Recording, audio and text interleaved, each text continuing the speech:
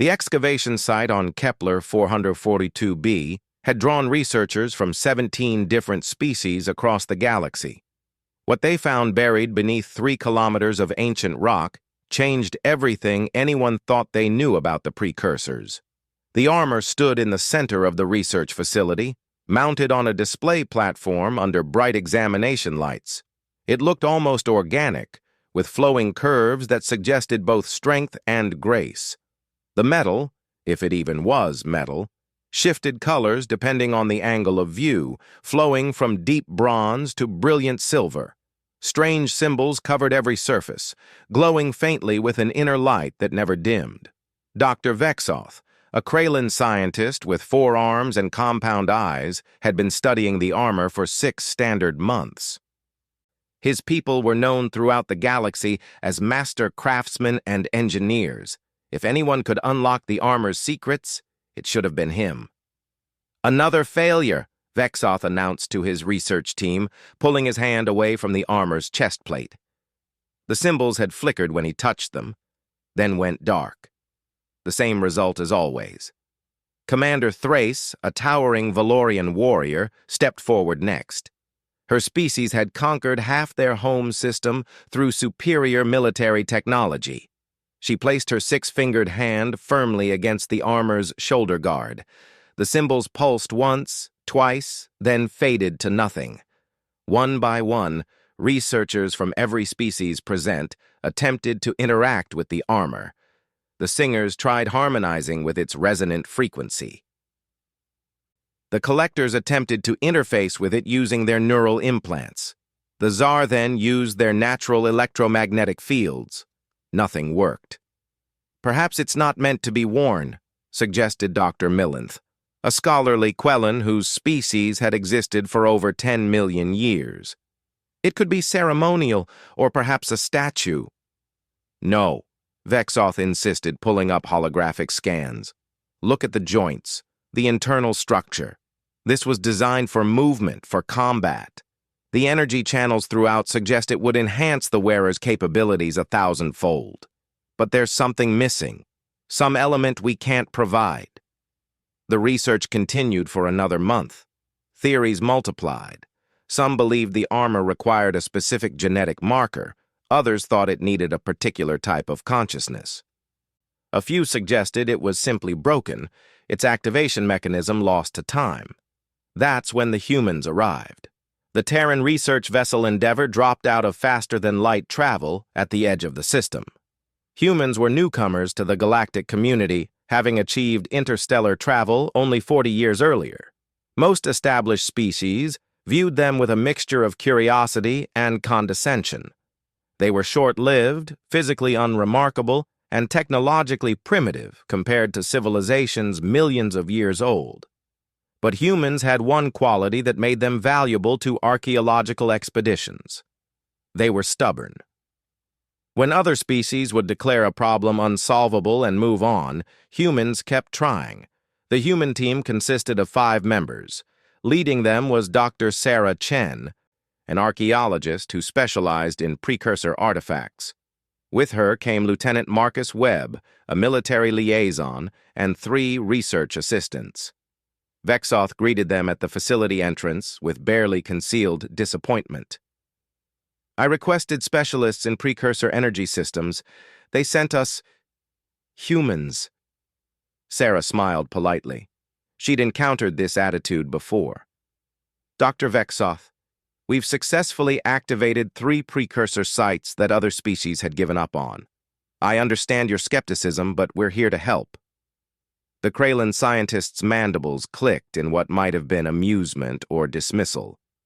"Very well, follow me." When Sarah first saw the armor, she felt something she couldn't quite explain. A pull, a recognition, like seeing something from a dream. "Beautiful," she whispered, stepping closer. "Don't bother trying to activate it," Vexoth said. "We've had over 40 different species attempt interaction. The armor remains inert." Sarah barely heard him. She was studying the symbols, the curves, the way the metal seemed to flow like water frozen in time. Her hand reached out almost involuntarily. "Dr. Chen," I really don't think, Vexoth began. Sarah's fingers touched the chest plate. The armor exploded with light. Every symbol across its surface blazed brilliant gold. Energy coursed through channels that suddenly became visible, turning the entire suit into a map of living fire. The temperature in the room dropped 10 degrees in an instant as the armor drew power from somewhere, everywhere. But more than that, the armor moved. It flowed like liquid, pieces shifting and rearranging. The helmet unfolded like a flower blooming in reverse, revealing an empty space within. The chest plate separated into dozens of segments, all hovering independently in the air. The entire suit had deconstructed itself, waiting. Impossible, Vexoth breathed. Sarah stood frozen, her hand still outstretched, her heart hammering. The armor hung in the air before her, clearly waiting for something, for her. Dr. Chen, Marcus said carefully, his hand moving to his sidearm. Maybe you should step back. But Sarah couldn't step back. She understood now. The symbols weren't just decorative.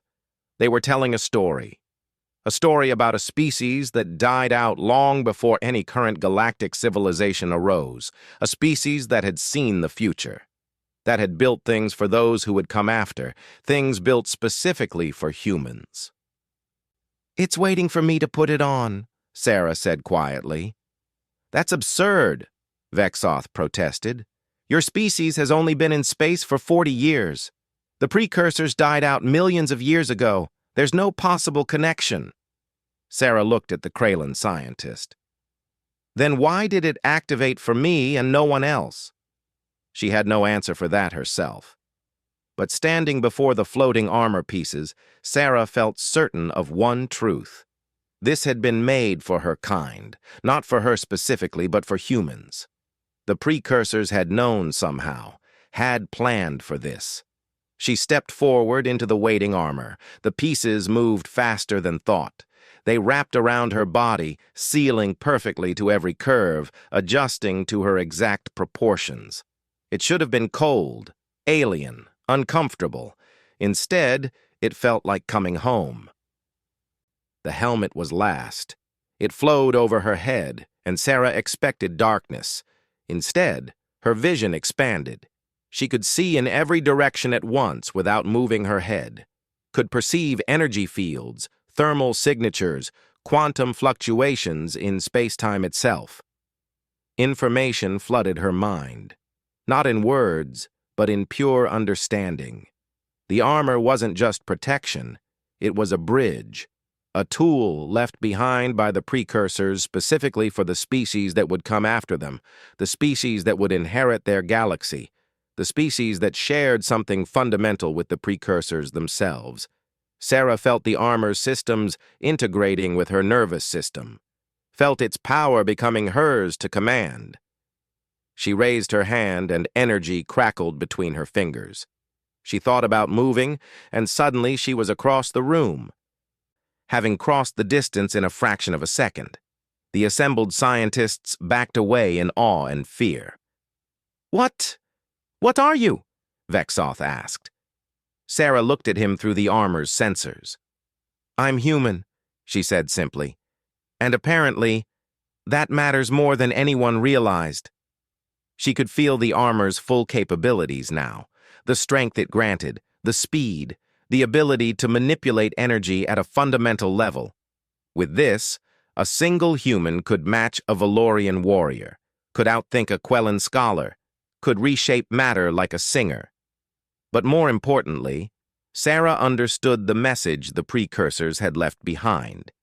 Written into the armor's very structure was a truth that would shake the galaxy. Humans weren't newcomers. They were inheritors. The precursors hadn't disappeared. They had evolved, transformed, seeded countless worlds with their genetic legacy. And on one small blue planet, that legacy had finally awakened, had developed intelligence, creativity, and the one quality the precursors valued above all others, the stubborn refusal to accept limitations. Sarah deactivated the helmet, letting it flow back and reveal her face. She was smiling. "Dr. Vexoth," she said, "I think we need to have a very long conversation about human origins and about what else the precursors might have left behind." The Kraylan scientist stared at her, his compound eyes reflecting the golden light still emanating from the armor. "This changes everything," he whispered. "Yes," Sarah agreed. "It does."